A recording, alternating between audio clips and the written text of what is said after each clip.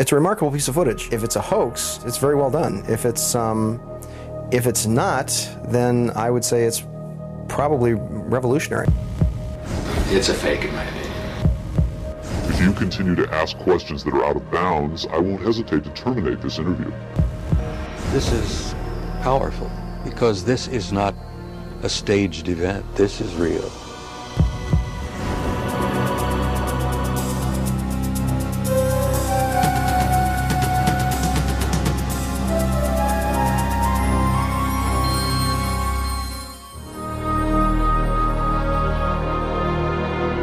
Interest in UFOs and Area 51 is at an all-time high. Last year, a highly rated TV special and best-selling home video purported to show an actual autopsy of an alien being from the famous Roswell, New Mexico crash of 1947. Many people and even some experts believed that autopsy footage was genuine. If that was indeed the body of an alien being from another world, could the footage in this program be the world's first hard visual evidence of an actual living and breathing alien being? An alien being communicating in an interview with a highly covert arm of the U.S. government? If the footage we're about to show you is genuine, then this could very well be the most important video in the history of mankind, proving once and for all that we are not alone.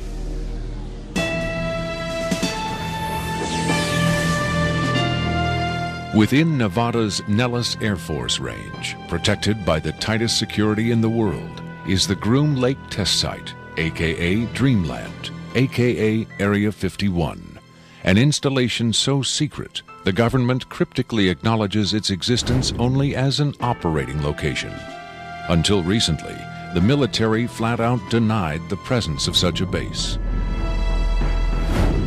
It has served as the testing ground for many secret research and development projects, such as the U-2 and SR-71 Blackbird spy planes, the F-117A stealth fighter, and now the SR-75 penetrator, the super-secret replacement for the SR-71. Every morning, a select group of specialists with high security clearances, some reportedly as high as 38 levels above top secret, arrive at McCarran Airport in Las Vegas to be flown to Area 51 aboard a Boeing 737. From the time they leave the ground until they return to Las Vegas at the end of each working day, they enter a world no outsider can ever truly know, except through rumor and the occasional shocking revelation. In 1989, a physicist named Robert Lazar went public with the stunning claim that the United States government was test flying disc-shaped aircraft of extraterrestrial origin at Area 51. Interviewed in silhouette by a Las Vegas TV reporter, Lazar, calling himself Dennis, claimed to be employed at a site on the outskirts of Area 51 known as S4, where he was part of a team attempting to back-engineer the saucers to discover the secret of their advanced propulsion system. It was a very sleek, thin-looking, flying saucer-shaped craft. There were 9 total. I only got to essentially work, back engineer, or analyze one of the craft.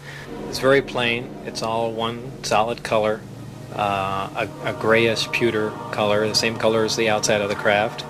There are no sharp corners anywhere. Every device in the craft, the seat, the amplifier housings, everything has a rounded corner on it, almost as if it was all fashioned out of wax and then slightly melted, so everything curved, even where the ceiling meets the floor on the end. Everything has a curve to it. Very, very plain, very wide open, very impractical use of space. And there are 3 levels. The lower level houses the amplifiers themselves that swing, the 3 of them. The center level is where you enter the craft, where the seats and the amplifiers are, and the top level is a small area, and I did not have access to that, so I don't know what's up there. Absolutely alien craft, there's no question about it. Well, first of all, the scope of the project was to back engineer it. If they were United States craft, we wouldn't be going backward trying to find out how they were built if we had built them. Second of all, the size of the equipment inside, the size of the seats, the materials that were in use, completely alien to us, pardon the pun, and the fuel, element 115, essentially non-existent. All these factors together, and of course the briefing information stating that they were alien craft. Along with Robert Lazar, rocket scientist David Adair is one of the few individuals who will go on record concerning his personal experiences with alien technology at Area 51. Was not of our origin. They shouldn't have let me see that. And then in the results of it, they locked me in a room. And the reason they locked me up in a room was because I wouldn't tell them any more about how the engine would function, and they started getting a little bit more perturbed about that. A former consultant to NASA and top aerospace companies, Adair claims that in 1971 he was brought in to study the engine of a downed flying saucer. What I was looking at was a technological marvel of its time, and it was a magnificent thing to see sitting there, and the whole situation just started really getting me more angry than anything, because the fact that they could sit on such a hunk of technology and not tell us about it. Here we are using liquid fuel engines and rockets at NASA, and here they got an engine that's probably, in theory that we know of, could be a speed of light, an engine capable of speed of light or even faster. Ufologist and lecturer Sean David Morton has appeared on Sightings, Strange Universe, and Hard Copy. He offers his own perspective on Lazar's stunning claim and the super-secret Area 51. Area 51 is approximately 135 miles north of Las Vegas. It sits in a box that's at the western middle corner of the Nellis test site. It was originally called the Groom Lake Facility, and Area 51 actually gets its name from a bombing classification. There's Area 49, 50, 51, 52, et cetera, et cetera. So one of the things that Robert Lazar told us was that if we simply went out to a black mailbox at 6:30 p.m. on Wednesday nights, that we would actually see flying saucers, that these objects would test, and that this was the military testing time between 6:30 and 9:30, and then early in the morning between about 3 a.m. and about 6 a.m. Vigorous efforts have been made by employees of the government and others to debunk Lazar's claims and discredit him personally. Nevertheless, Area 51 has become the center of a raging controversy, whether in fact certain clandestine agencies of the U.S. government are in secret contact with alien beings. Project Sigma was supposedly a deal between the United States government and various extraterrestrials that after the Roswell crash of 1947, that an organization called Majestic 12 was formed, and then in 1953, President Eisenhower was then brought in on this. Well, there was a negotiation going back and forth between the United States military, the government, and the extraterrestrials. Apparently, we had a number of things that the extraterrestrials wanted. Number one, the military needed hardware. We wanted technology, we wanted weapons technology, propulsion technology, metallurgy technology, and in exchange for this, the ETs were willing to trade us their hardware for our software, and software namely being us. What they primarily wanted was genetic material, and in exchange for that, they were willing to give us certain technological advances, like a number of flying saucers. It is out of Area 51 that the tape we are about to show you was supposedly smuggled. On Friday, July 26, 1996, the offices of Rocket Pictures, a producer-distributor of motion pictures and television programs, received a phone call. A male voice, identifying himself only as Victor, claimed to be in possession of a videotaped interview with an extraterrestrial being. Tom Coleman, president of Rocket Pictures, was intrigued enough to take the call. I, of course, thought this was some hoax. In fact, I thought it might have even been my brother at one point. But as we spoke, this was someone who seemed to be very serious. We went back and forth on this, and I basically decided that, you know, this is a little bit too weird for me. Thank you and goodbye. As I hung up, I had a very strange feeling that maybe, just maybe, there was something here. He said he had a tape of a space alien, an ET, that was being held in a military installation in Nevada. I'm not sure as a prisoner or a guest. And he had this on tape. As we've already heard from Sean Morton and others, this is not the first time allegations have surfaced that the U.S. government is playing host to extraterrestrial biological entities, or EBEs. The first and most famous alleged contact was the Roswell flying saucer crash of 1947. This is the incident from which the alien autopsy footage supposedly originated. But there have been persistent rumors that not all of the aliens retrieved from the Roswell crash were dead. The final fate of the survivors, if any, is unknown. 2 years later, however, in 1949, another alien is reported to have survived a saucer crash, and this being, known as EBE-1, was taken into custody and kept at a safe house. EBE-1 supposedly suffered from chronic health problems, which the doctors of the time were helpless to treat. According to a controversial, possibly fraudulent briefing document dating from the Jimmy Carter administration, EBE-1 was interviewed by means of pictographs, from which it was learned that he came from the Zeta Reticuli star system. Can we eliminate one or more of these categories from discussion? The laborious process of developing a set of symbols that could be used and understood by both human and alien amounted to the creation of a new language. If such an effort was made, it represents the greatest achievement in linguistics since the deciphering of the Rosetta Stone.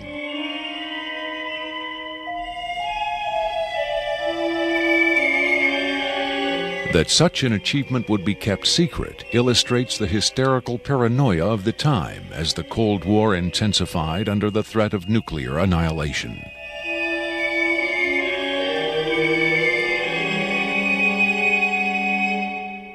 The so-called Carter-Aquarius briefing document states that EBE-1 died of unknown causes on June 18, 1952.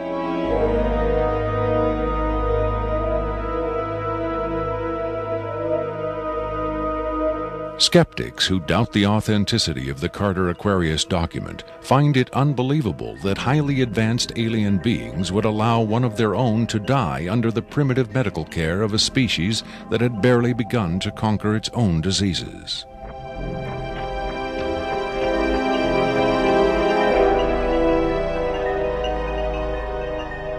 But as we will hear, there are those who claim that to the aliens, death is not a final end to be feared, but a mere transition.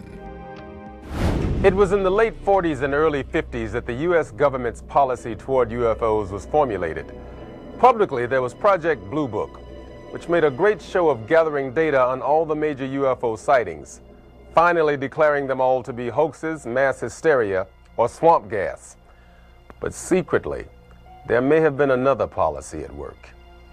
Over the years, several documents have come to light which seemingly confirm that a clandestine group, Operation Majestic 12 Group, aka MJ-12, was formed by special classified presidential order on September 24, 1947, for the express purpose of gathering information on UFOs and extraterrestrials, while at the same time keeping such information not only from unfriendly powers, but from the American public as well. If indeed Area 51 has become the nation's repository for alien technology and possibly alien visitors, then the extra-constitutional justifications for such secrecy were developed in the MJ-12 Group's planning sessions. James B. Forrestal, Secretary of Defense under President Harry Truman, is widely accused of being the mastermind behind the creation of MJ-12. Once created, Majestic may have expanded its mandate beyond what Forrestal had intended. Whatever secrets Forrestal may have known concerning flying saucers and alien visitors, that knowledge died with him when in 1949 he mysteriously plunged to his death from a window at Bethesda Naval Hospital. Though he was being treated for depression, many UFO researchers doubt that his death was a suicide and point to the sinister workings of the possibly mythical MJ-12, which in their hypothesis may have been protecting its secrecy from a man who had come to believe the people had a right to know. As late as 1989, according to Bob Lazar, the identification badges at Area 51 read MAJ for Majestic. In December 1994, a document purporting to be the Majestic 12 Group Special Operations Manual was leaked to a noted UFO researcher. It contains the following directive under the heading Isolation and Custody. EBEs will be detained by whatever means are necessary and removed to a secure location as soon as possible. There follows this disturbing amplification. Although it is preferable to maintain the physical well-being of any entity, the loss of EBE life is considered acceptable if conditions or delays to preserve that life in any way compromise the security of the operations. From the beginning of the UFO age, it seems, secrecy was always the government's prime directive. In 1988, another anonymous government source, codenamed Falcon, claimed that a second extraterrestrial biological entity, EBE-2, voluntarily became a guest of our government, allowing himself to be examined and interviewed. In this scenario, Area 51 became, for a time at least, a sort of extraterrestrial embassy, the setting for mankind's first attempt at diplomacy with beings from another world. Different sources disagree as to how communication was established.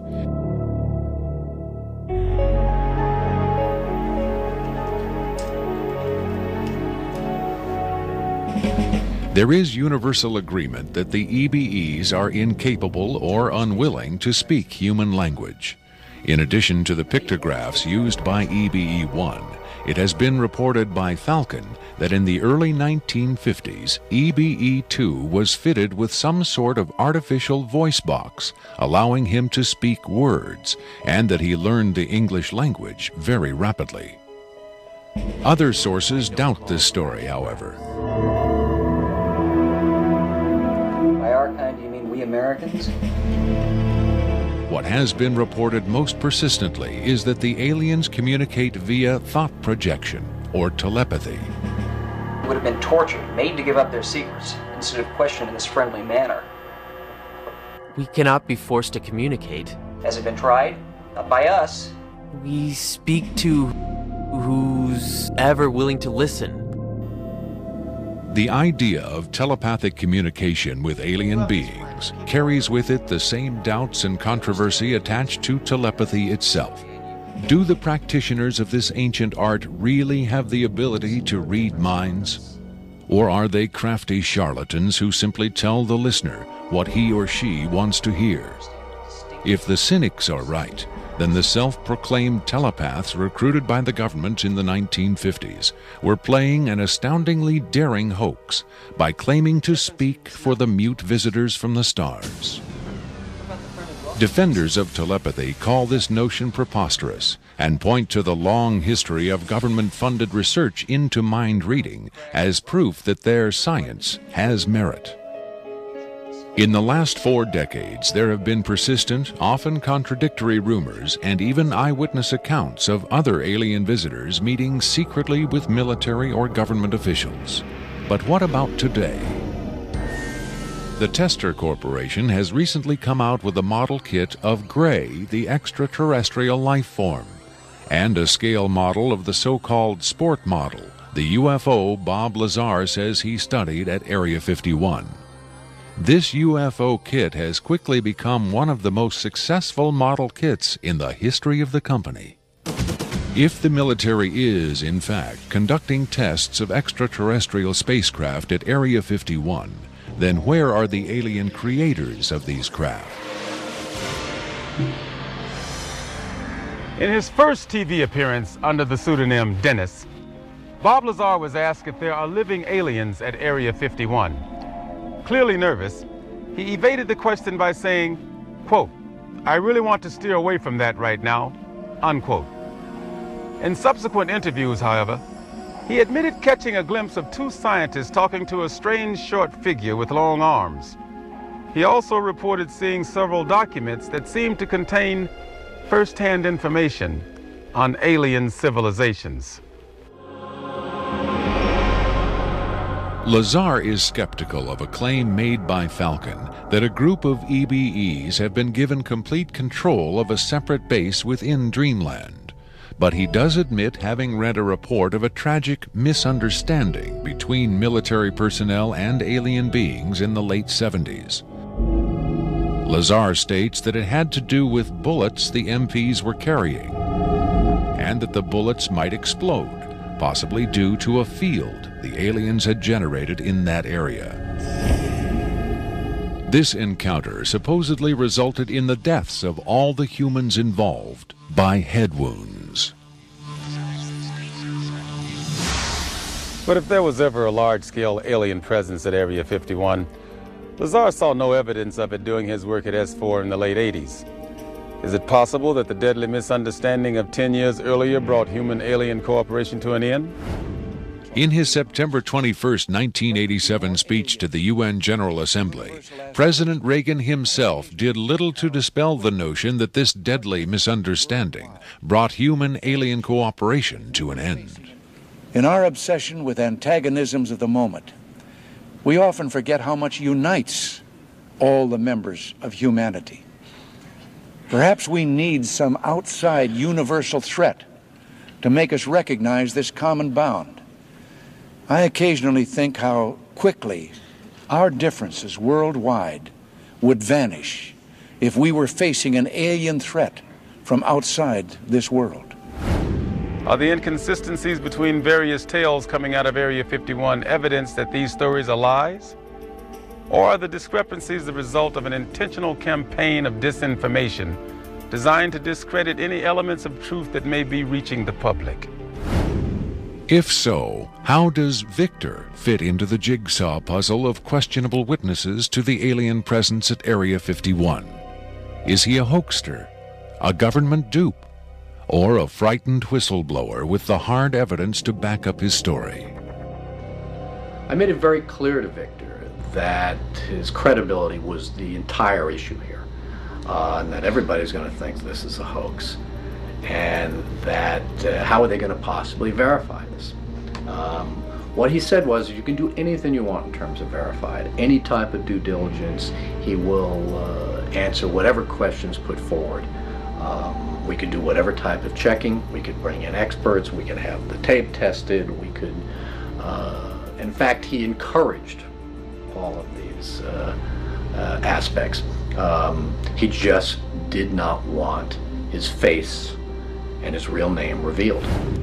At Coleman's insistence, Victor agreed reluctantly to appear on camera, but only in disguise, in shadow, and with his voice electronically altered. The questions were agreed upon in advance, but during the actual interview, the discussion occasionally deviated from Victor's approved questions. What is your occupation at Area 51? I won't answer that. I have had reason to be present at Area 51, but I'm not going to clarify whether or not I was there as an employee. Are you saying you were there as a visitor? I'm not going to specify why or in what capacity I was there, only that I was there. Can you tell us how many times you were there? When I agreed to this, my fundamental ground rule was that I would not be asked to divulge personal data that might help pinpoint my identity. If you continue to ask questions that are out of bounds, I won't hesitate to terminate this interview. Are you saying that the number of times you were present at Area 51 is enough to pinpoint your identity? Any specifics will narrow the field of suspects. Of course, I could lie. Let's say I've been there 47 times, or anyway more than once. Let's turn to the tape itself. The copy you've supplied is not the original tape. No. Was the original at Area 51 when you copied it? That's out of bounds. Is it fair to assume that the copying of tapes at Area 51 is heavily restricted? You can assume anything you like. I would say that's a fair assumption. That's obvious. I will say that this tape was copied under special circumstances. Otherwise, copying it would have been impossible. Can you be more specific? More specific? Okay, I'm sure they've figured this much out already. Recently, there was a wholesale transfer of video documentation from analog tape to digital disk storage. In a couple of instances, this allowed data to leak from a highest security system to a less high security system. Even so, this particular tape was the only... I think that's about all I'll say about that. Was there something about this particular clip that made it more accessible to be copied? Not necessarily, no. Was there something about the content that caused them to file it differently or give it special handling? This interview was terminated. The interview resumed only after a discussion of the ground rules. Have you personally seen the alien being that appears in the tape? Yes, I have, but I stress I was not necessarily present at the interview session that appears on the tape. I'm not going to be specific. I may have encountered the being at another time. What can you tell us about the alien interview we're about to see? This one is rather recent, very late in the series. The interview process has been ongoing since the being arrived, which was in 1989. Approximately twice a month, they sit it down for a session that generally lasts from 3 to 5 hours. If they try to go longer than that, or if they schedule the sessions more frequently, the being becomes unresponsive. There's a fair amount of infighting among the scientists from different disciplines to get their questions asked. What has the alien revealed? Various minor technical details of the saucers. The physicists and engineers are frankly frustrated. They feel the being is withholding information. Possibly concepts are getting lost because all the information has to come through a telepath. But also it may be that the bulk of their scientific knowledge is just too advanced to be translated into our primitive conceptual framework. It's analogous to if a human scientist were to try to translate quantum mechanics into the grunts and screeches of a chimpanzee. That's not a very flattering comparison. Frankly, there's a high attrition rate for scientists in the program. You'd think they'd be energized by the challenge, but a lot of them take the ego deflation very hard when they find out not only how much they don't know, but how much they aren't even capable of understanding. What else has the alien communicated? Oddly enough, the being seems to have a much easier time communicating spiritual concepts.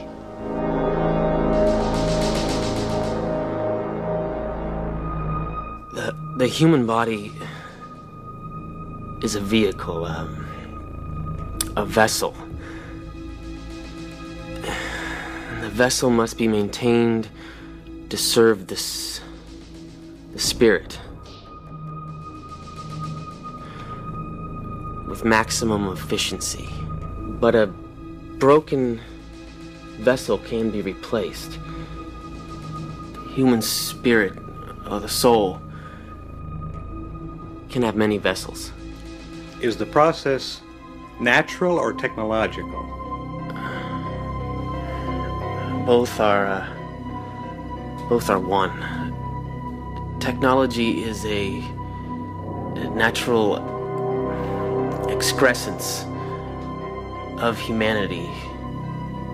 Technology is a process the vessel uses to perfect itself. So this transference of the soul from vessel to vessel, did your kind create the mechanics of it, or is it a natural... Did it predate the intellectual creation? Before understanding must come acceptance. And it's not technological. Well, I think what he's trying to say is that the question is meaningless. The soul can travel from vessel to vessel. Reincarnation, transfiguration, whatever. It's real. What I'm getting at is, does he know how it's done? Victor uses the term vessels to refer to the alien's conception of the body as a disposable vehicle for the soul. The UFO cult known as Heaven's Gate used the term containers in a similar context. The mass suicide of the Heaven's Gate cultists illustrates the dark side of accepting such ideas at face value. Doe, the Heaven's Gate cult leader, preach that humans can pass from container to container. The mysterious Victor, on the other hand, harbors no such belief. In his interview, recorded months before the Rancho Santa Fe tragedy, Victor made his attachment to his own earthly vessel abundantly clear. And let me just state here publicly, to head off any clever ideas anyone might be having, I have never been, am not now, and never will be suicidal. But how would the public know if something happened to you, since we don't know who you are? I'm taking care of that, trust me. If something happens to me, if I die, people will know who I am. Do you think it's a reassuring sign that these aliens can communicate with us on a spiritual plane?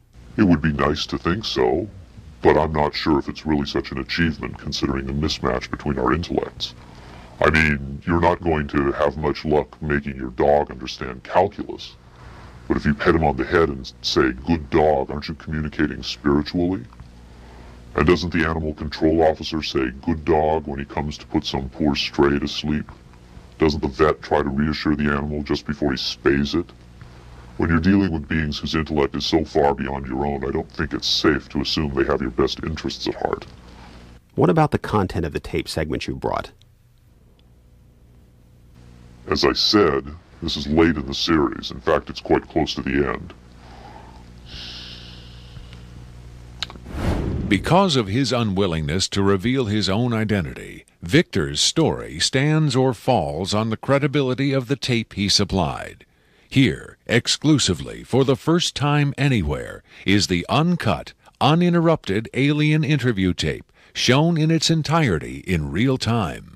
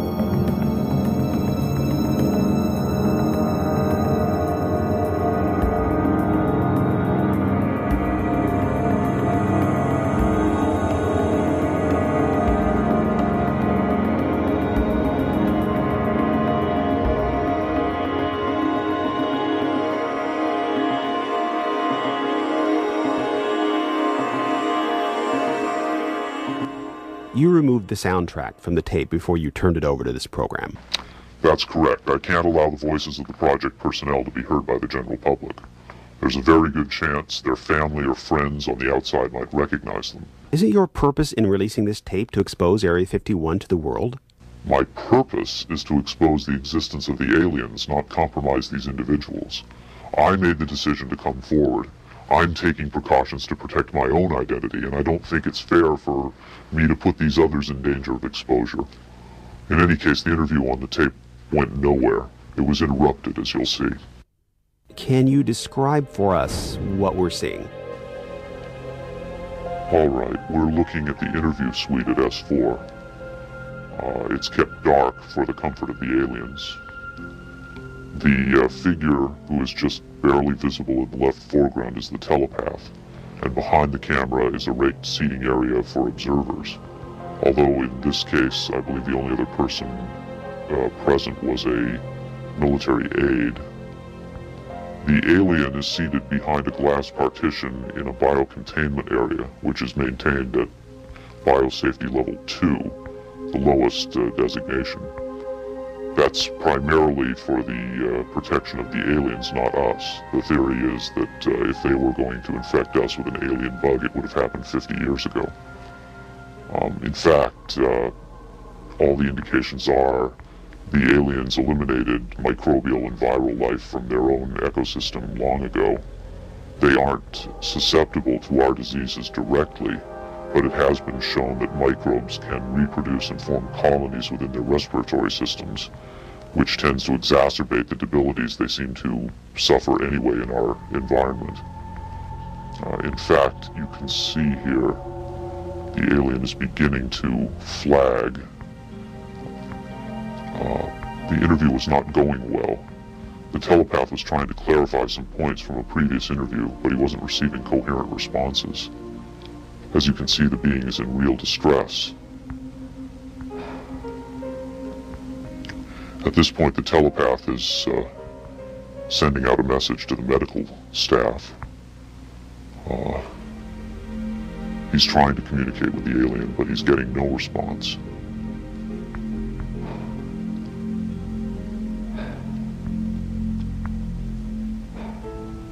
There's very little he can do. There's no direct connection between his space and the biocontainment area. That's the aide stepping in on the right. The medical staff should be there by now. They're slow in responding. There they are. I have to say the medical personnel at S4 are less than first rate. They tend to be selected for their willingness to keep secrets rather than their medical competence. By the way, he's not shining that light into the eyes. It looks that way, but in fact he's checking for hemorrhaging around the eye sockets and in the nasal cavity. I'm sorry. It's very hard for me to watch this.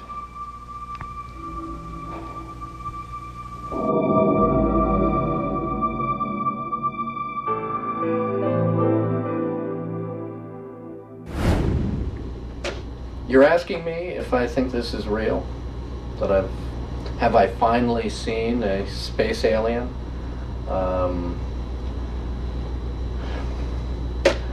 I don't know. But I do know this.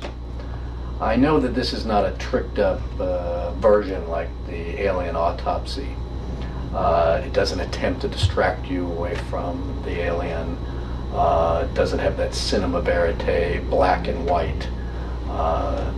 It doesn't go to great lengths to try to fool the audience. It's straight ahead. It's an alien on tape. Pretty much the way you'd probably film it. The point is this: what if it is real? In evaluating the authenticity of the alien interview tape, the logical place to begin is with the videotape itself. What can the technical details of this recording tell us about its origin? Rocket Pictures sent Victor's original tape to the Phoenix laboratory of renowned image analyst Jim Delatoso. Using the most up-to-date digital technology, Delatoso tried to determine the tape's authenticity. I've been exploring, looking at different aspects of the image itself to develop questions for a matrix on is it real or is it fake. I grabbed a frame in the computer and we're outputting it now in digital format, and you can see that we have an absolutely solid picture. What we've done is taken the picture and moved it over so that we can look at the information that's in between the frames. Now, when we look at the motion video, we can see that it still is not bad. And when we have this little indicator down here, it tells me that the original image was transferred using some kind of time-based corrector. These are video screens up here, television, video monitors, and they're off at an angle. If this was shot using a video camera with lines on it, we would see moire patterns up there, and we don't see the moire patterns. So there's a probability that this was shot originally on film, possibly a film stock like 7252 or 7247, depending on the lighting. The idea that these images may have originated on film is in direct contradiction to Victor's statement that the interview was shot on video. On closer inspection, Delatoso decided the images could indeed have been recorded by a video camera under certain specific conditions. In this case, I get the sense of it that this was originally created using either film, transferred telecine to beta, that then this is the third generation, or it was taped under very low light conditions with the video gain boosted probably 12 dB. Even the emotionless analysis of a computer cannot provide a definitive answer. Delatoso's efforts yield tantalizing hints, but in the end they only increase the mystery. One of the key things about this creature are its eyes. Like the other experts, video analyst Jim Delatoso was emotionally affected by what he saw.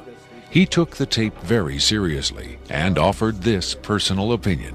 If someone faked this, I don't like these people. I think it's a bad thing for people to do, because if extraterrestrials come here, it's an incredibly important thing to understand who they are and why are they coming here.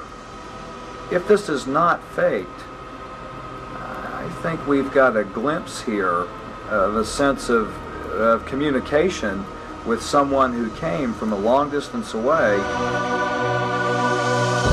When asked his opinion of the alien interview, Adair was careful to answer only in terms of his own experiences. If you're referring to the film where it's aliens being interrogated at Area 51, I don't know. I've never seen a UFO in my life. I've never seen aliens pickled in a jar or anything like that. But I know I saw an engine that wasn't from our terrestrial technology. If you're looking at an engine like that, it came out of a craft. If it come out of a craft, then that craft has occupants. So it's very logical to assume then that those occupants could still be here and they could be interrogating them, or they could have downed another craft since 1971. Makeup artist John Criswell has provided special effects creatures for many Hollywood motion pictures and television shows, such as Spaced Invaders and Babylon 5. Hired by Rocket Pictures to create the aliens for the recreation segments of this program, Criswell was very interested to finally see the real thing. By Hollywood standards, I would say it's a pretty decent puppet. Well, to be honest with you, I would love to buy this being real, but it's probably a hoax. Well, I think this is a really cool design, and it's a great concept, but I think I could have done better. Whoever did this, I mean, they could have a job in Hollywood in a minute, no problem. This one has a much creepier quality than the alien autopsy tape, I think. That one I definitely didn't buy just because of the way it laid on the table. There was a couple of things. This actually, whoever did this was, or if someone did this, they were very clever because it it hides a lot of stuff. So that's what makes me kind of disbelieve it a little bit. But, you know, who knows? Criswell thought the alien exhibited movements that would be difficult to fake. There are moments when this looks very real, and I don't know how they did certain little things about this. So right when I would say that it's definitely a puppet, he moves a certain way, or he'll lift up in the frame and all that, and all these little things are important to the, you know, to the character of him. Academy Award winner Rick Baker is one of Hollywood's reigning masters of makeup effects. He transformed Eddie Murphy into a 300-pound man for The Nutty Professor and has created monsters for countless films, including An American Werewolf in London and the UFO-related Men in Black. Baker dismissed the tape as a fake. Yeah, this doesn't fool me. I don't buy this. I think this is a puppet, and you've got a table in the foreground that's hiding the rest of its body. You've got some kind of, whatever that instrument is in the foreground, it's hiding. It's also lit very mysteriously. I think if you were going to record this alien, you would want to see it, and you wouldn't want to hide it behind a table, and you would light it in a way that it would show up much more than this. And this particular movement, this head-jerking movement here especially, looks very puppety to me. It looks a little overdone and very much like a guy with his hand inside this thing maneuvering it. Well, I guess he's supposed to be ill here. Is that what's going on? It just looks like they went to a great deal of effort to hide as much of the anatomy other than the head on this puppet, and I just don't buy it. I would be willing to stake my reputation on the fact that I think this is a hoax. It's very interesting to see, though. In Baker's opinion, there was no controversy at all. It's a fake, in my opinion. We could build better. We have built better. UFO expert Robert Dean, on the other hand, had no doubt whatsoever that the tape was authentic. This is powerful because this is not a staged event. This is real. In the 1960s, Robert O. Dean served as an Army intelligence analyst at NATO headquarters in Europe, where he claims to have seen first-hand evidence of alien beings and their artifacts. Retired from the Army, he is now a highly regarded UFO researcher and analyst. Dean was asked to view the tape and offer his expert opinion. They're treating him like a piece of livestock, wiping his lips. Calling on his own first-hand experience for comparison, Robert Dean was stunned and moved by what he saw. That breaks my heart.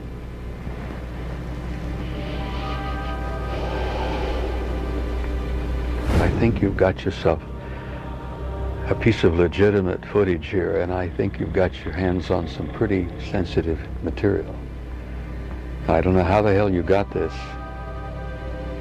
I don't know who you got it from, and frankly, I don't want to know who you got it from.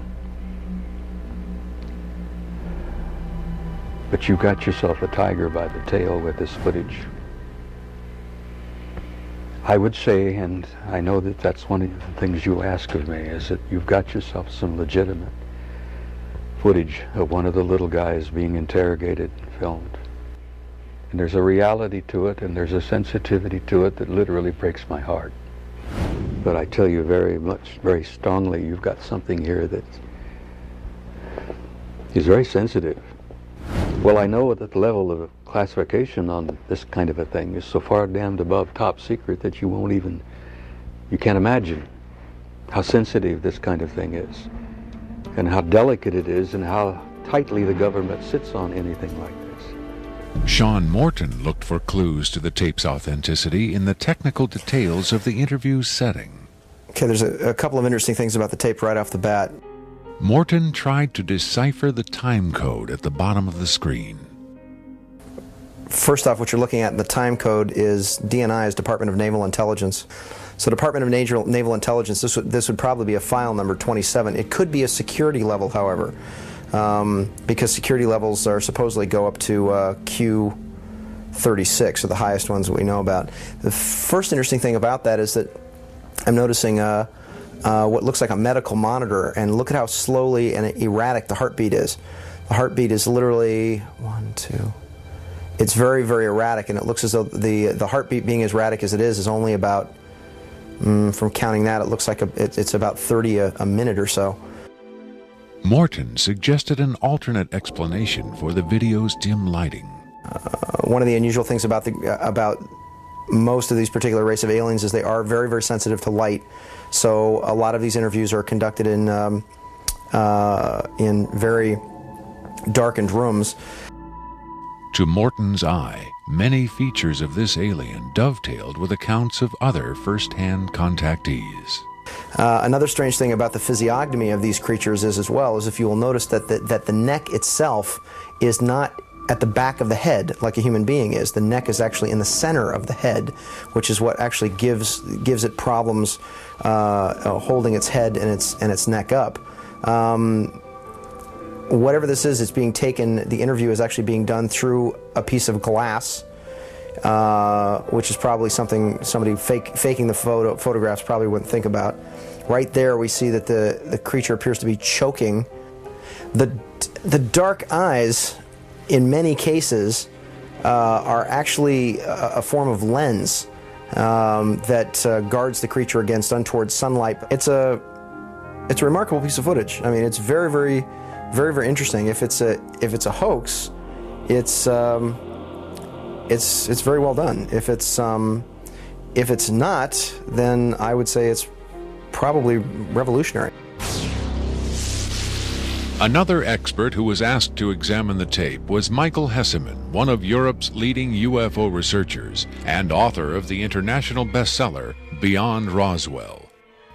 When I got the first information about the alien interview footage, and when I saw the first picture, I said there might be a connection to a real incident. Hesseman was intrigued both by the alien's appearance and by Victor's claim that the being arrived at Area 51 in 1989. If it is authentic, it might be the most significant film ever published, ever shown on television. For several years now, Hesseman has been investigating reports that the South African Air Force shot down a flying saucer in the Kalahari Desert in 1989. According to Hesseman's sources, 2 survivors were retrieved from the downed saucer.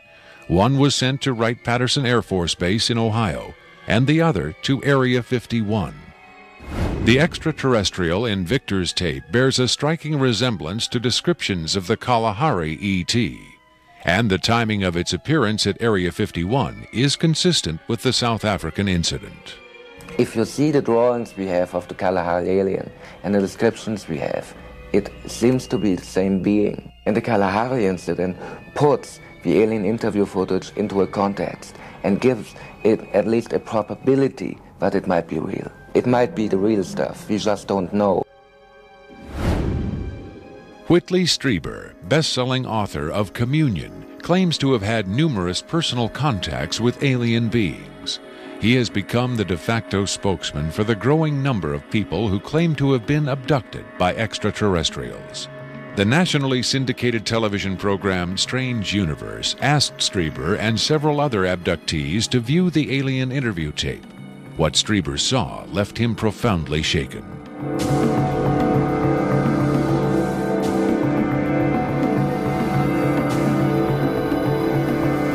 Strieber would not agree to be interviewed on camera for this program, but on Strange Universe, he had this to say.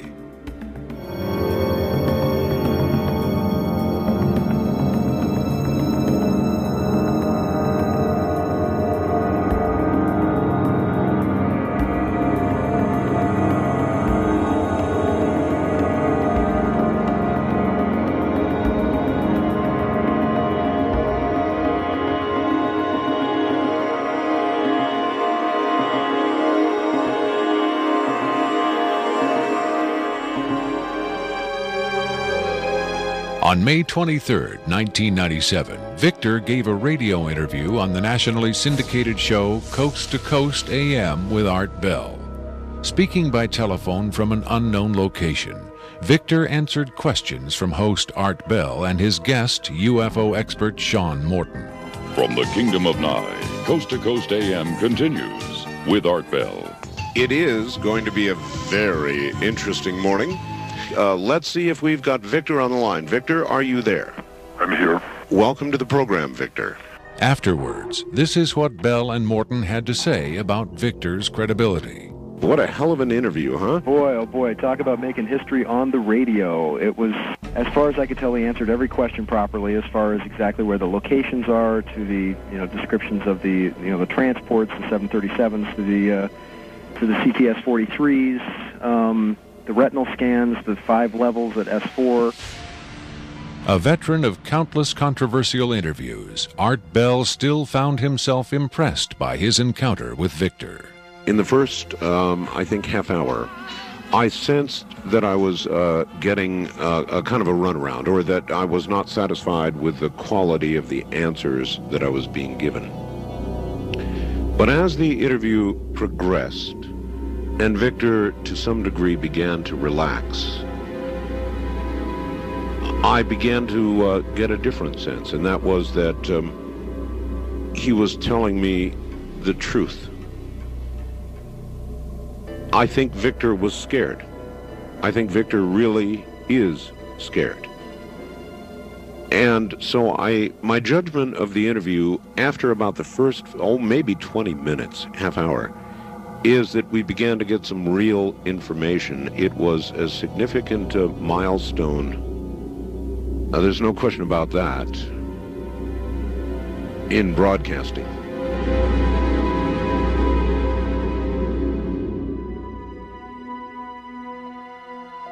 If the government has really been in contact with superior aliens, wouldn't we see some evidence of it? For instance, amazing new scientific discoveries. Limitless free energy? A cure for cancer? We might if the government's motive were the betterment of mankind. The government's motive is control. And just as much as they crave control, they fear loss of control. Knowledge is power, but power does not necessarily confer competence. The people at the top of this program are intellectually very average.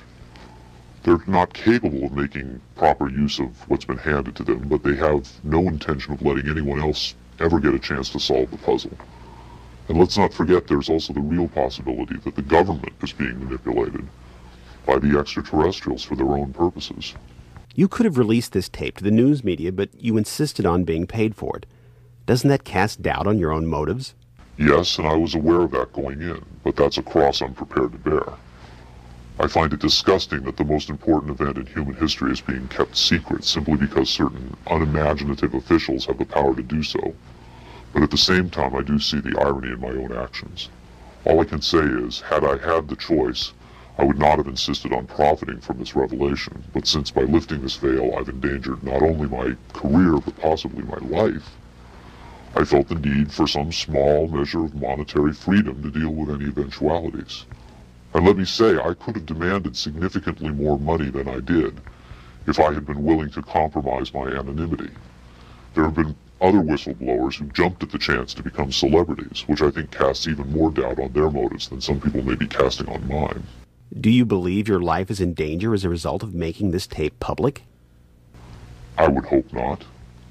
I would like to think my government is a little more civilized than that, but at the same time I don't intend to give them the chance to prove me wrong. At any rate, to a certain extent, I'm counting on being disbelieved. Obviously, they would like me to be perceived as a hoaxer. If something were to happen to me, if I should die suddenly in a freak accident, it would obviously lend credence to my story, and I assume they understand that and will act or not act accordingly.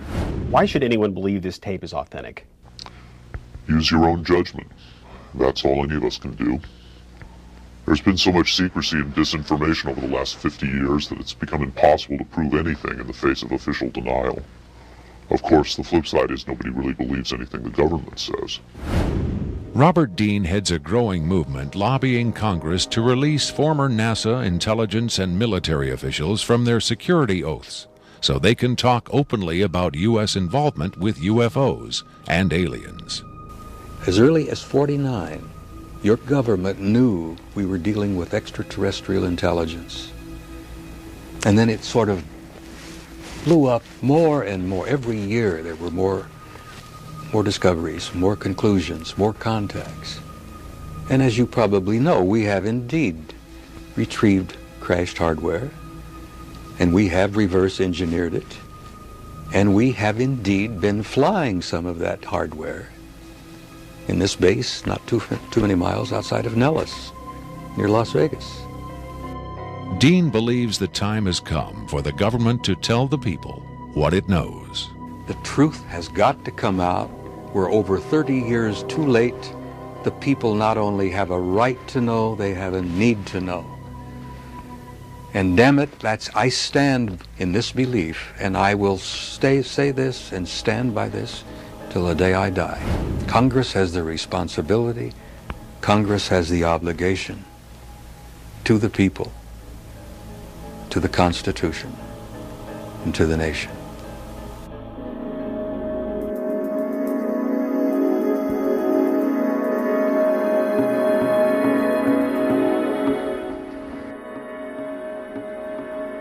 Did this alien die? I can't answer that with certainty. I do know the interviews came to an end. Whether the being died or was retired, and I don't mean that in the spy thriller sense of having it killed, I mean retired from the interview process. I just don't know. I'm fairly certain it didn't go home, at least not in the physical sense. But these beings, they don't seem to be very concerned about dying or avoiding death. Why do you think that is? Maybe they know what comes after death with more confidence than we do. Maybe there's another vessel waiting for them on the other side. The other side? Yes, which may in fact be where they come from in the first place. I've heard the claims that they come from Zeta Reticula or the Pleiades, but it hasn't been established that they come from out there at all. Their saucers may not travel through space as we know it. They may fold in from another dimension, another reality. You make them sound almost supernatural, like angels or devils. Supernatural is just a term for aspects of nature we don't understand. For many people, they certainly do serve the functions of both angels and devils, forces we can't comprehend. Have you had enough of me? I think I've earned my money.